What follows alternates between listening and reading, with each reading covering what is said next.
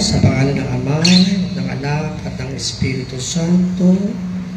Amen. Aming Amang nasa langit, Diyos na makapangyarihan sa lahat.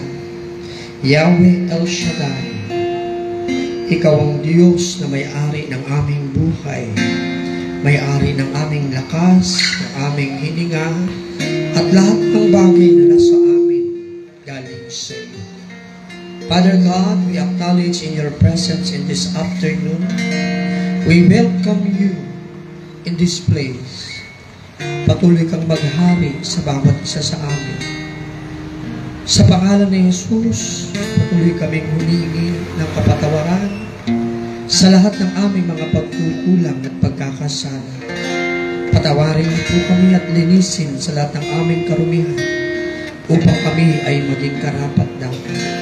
Dalangin po namin sa tulong ng Espiritong Banal, patuloy mo kaming turuan ng iyong mga gintong aral sa pamagitan ng iyong mga salita na siyang maglilinis sa amin at magpapagaling sa lahat ng mga sakit at karamdaman.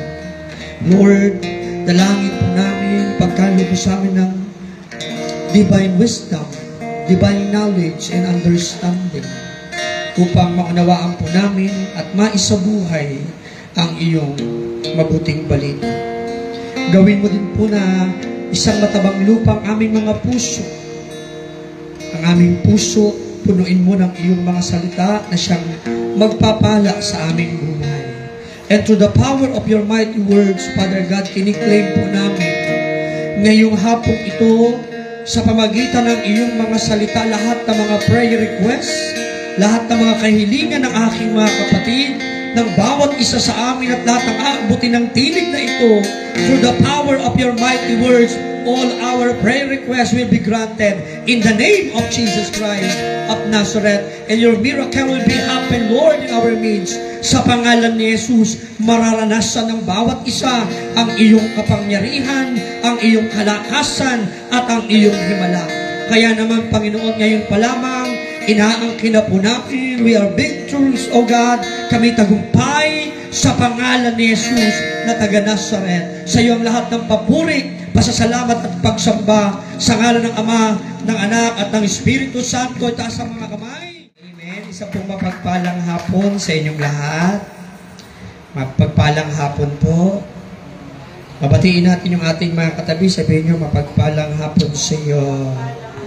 Ayan, praise the Lord. Manatili tayong nakatayo at tayo po ay makinig ng mabuting balita ng ating Panginoon.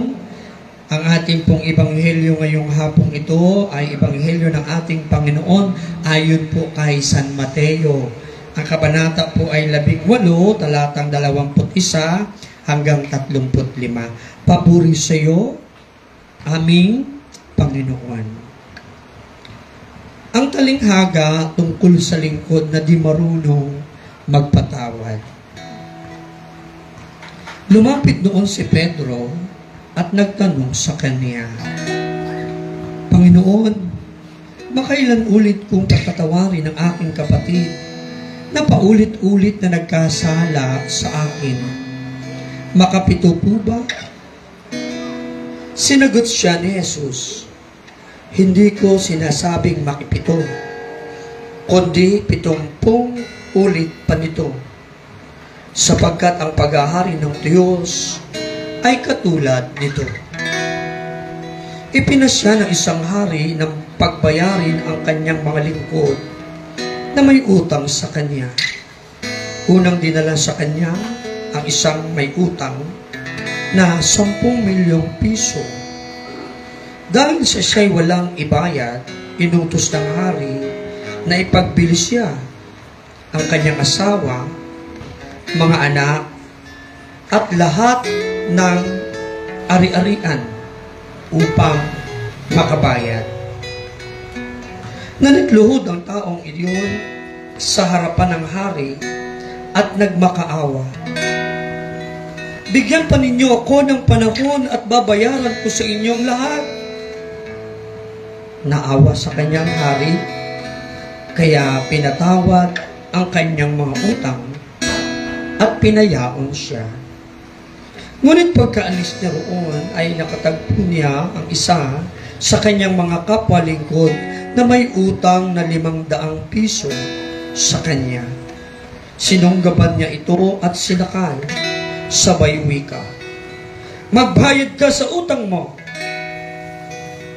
Naglumuhod iyon at nagmakaawa sa kanya. "Bigyan mo pa ako ng panahon at babayaran kita." Ngunit hindi siya pumayag. Sa halip, ipinabilanggo niya ang kanyang kapwa-lingkod hanggang sa ito'y makabayad.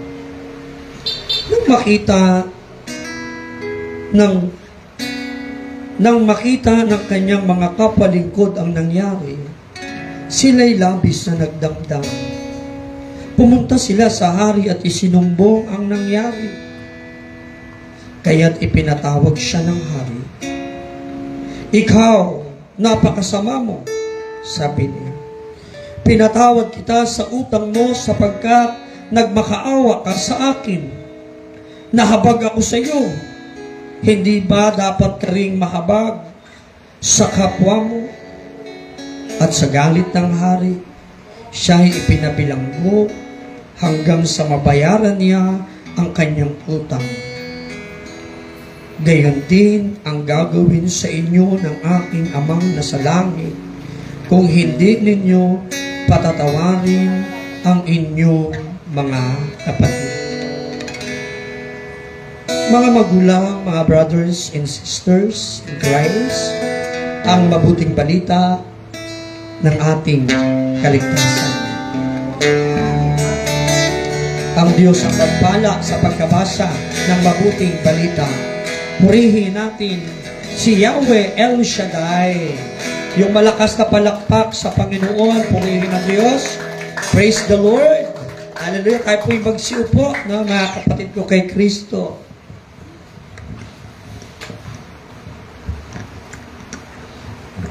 Ayan, tayo po ay makinig. Napansin nyo ba yung ebanghelyo natin ngayon? Tungkol saan? Yung gospel natin ngayon tungkol sa di marunong magpatawad. Amen? Sino kaya yan? Dito kaya? Sino kaya dito yan? Dito ba meron bang hindi marunong magpatawad? No? Mga kapatid, medyo kung babasahin natin yung gospel natin ngayon, no, mabigat. Amen po? Dahil talaga namang kitang-kita natin, no, kung paano pinarusahan yung hindi marunong magpatawad. Madali bang magpatawad?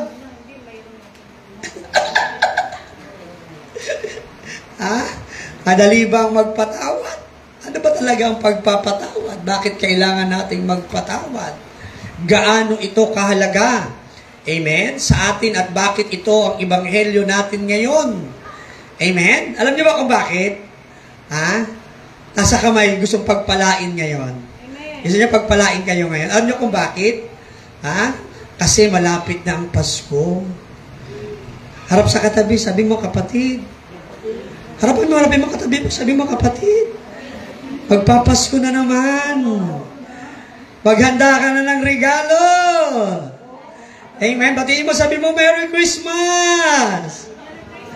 Ayan, mga kapatid ko kay Kristo, pag nakarating na tayo sa Vermont, madalas makakarinig na tayo ng mga Christmas songs, Christmas caroling. May caroling na ba?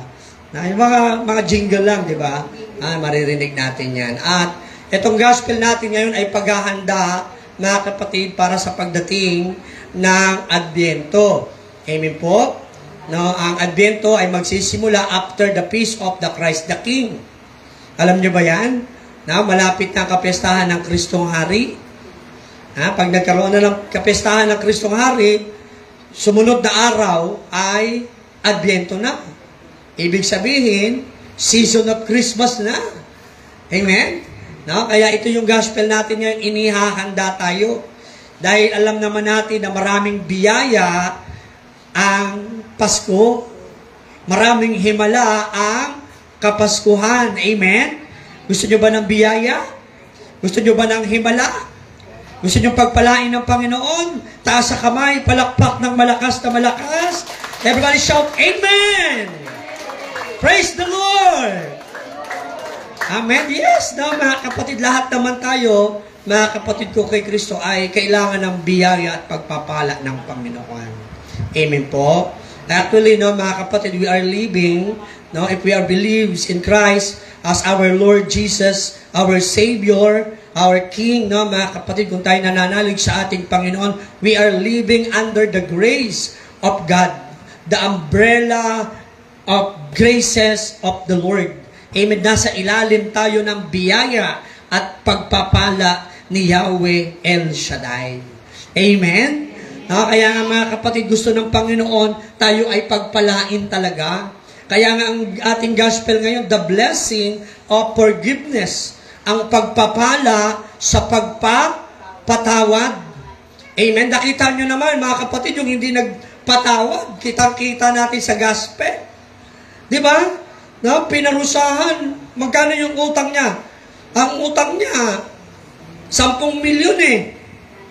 Malaki, hindi niya nga mabayaran. Ang kabayaran ng utang niya, ibebenta siya bilang alipin. Ibebenta yung mga anak niya, ibebenta yung asawa niya, tapos kukunin pa yung lahat ng kanyang ari-arian sa laki ng utang. Literally, ha? No? Literally, tingnan natin, bagamat alam natin naman na itong parable, hindi naman talaga pera yung utang dito.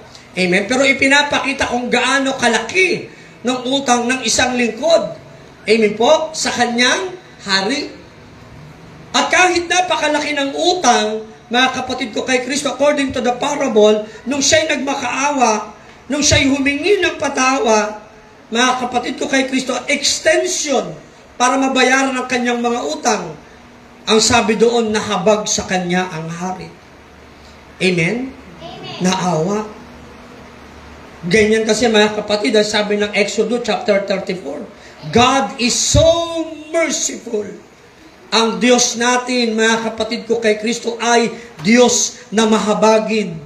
Ikaw at ako, kinahahabagan ni Yahweh El Shaddai. Amen? Alam niyo yung kinahahabagan?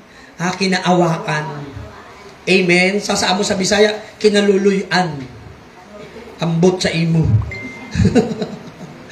Diba? No? Mga kapatid, ganyan brothers and sisters, at sinabi dito mga kapatid, ang pagpapatawad ay napakahalaga. Mayroong biyaya, mayroong pagpapala. Sabi ng hari dito sa gospel natin, di ba nahabag ako sa iyo? Dapat mahabag ka rin. Amen? Pero hindi siya nahabag. Bagkus sinunggaban niya, sinakal niya, pinakulong niya pa. Nagalit. Ano nangyari mga kapatid? Ano nangyari sa kanya? Pinatawag siya ng hari. Tama? Pinatawag siya ng hari at siya'y ipinabilanggo. Ipinakulong. Sus, makaluluoy na tuloy. Diba? Kaya nga sa ebanghelyo natin ngayon, pinapakita, mga kapatid, na napakahalaga ng pagpapatawad. Napakahalaga, mga kapatid ko kay Kristo, na maibigay din natin ito sa mga taong nagkakasala sa atin. Forgiveness, brothers and sisters, is the moral attribute of God. Hindi talaga ito sa atin. Ang pagpapatawad ay karakteristik o ugali mismo ng ating Yahweh El Shaddai. Palakpakan natin ang Panginoon. Amen? Forgiveness is moral attributes of God. He imparted in us. Ibinigay sa atin ng Diyos. Kaya nga mga kapatid ko kay Kristo, ikaw at ako, through the power of Christ Jesus, amen, nang tanggapin natin si Lord Jesus bilang ating tagapagligtas, ating Diyos, ating manunubos, ibinigay din sa atin mga kapatid ko kay Kristo ang karakteristik ng Diyos sa pamamagitan ng ating Panginoong Hesus Kristo. Dati hindi mo kayang magmahal. Ngayon matututo ka ng magmahal. Dati hindi mo kayang magpatawad. Ngayon matututo ka ng magpatawad. Dati hindi mo kayang magbigay. Amen? Nakasentro ka sa iyong sarili. Pero ngayon kaya mo nang mag-charity. Kaya mo nang maging generous para kay Lord. Kaya mo nang extend ang iyong kamay para sa iba. Amen po? Dati ang kitid ng utak natin, nahihirapan tayong magpatawad, pero ngayon, kaya na natin. Dahil sa kapangyarihan ng Diyos. Kaya na ba talaga? Ha? Palakpakan muna natin ang ating Panginoon.